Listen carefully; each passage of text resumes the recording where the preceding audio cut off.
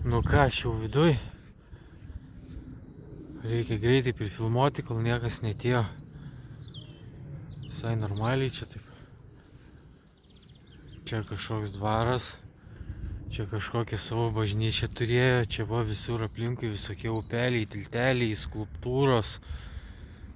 Teritorija irgi nežinau kiek čia žemių. Ten irgi visokios skulptūros, ežeras. Gražu.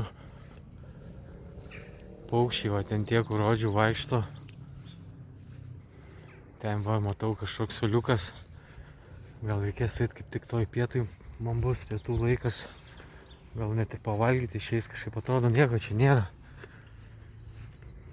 Jokio sargo, kažkas tik tai mačiau, ten prie tvoros kameros buvo sudėtas, tai kad nesumastytų kažkas tai atvažiuoti. Tai va, tiek. Po to dar planuoju lėkti. Čia mano pirma vieta šiandien, po to dar bus, ten neatsimenu, 4 ar 5 dar vietos. Tai va, vienu žodžiu, tokie vaizdai.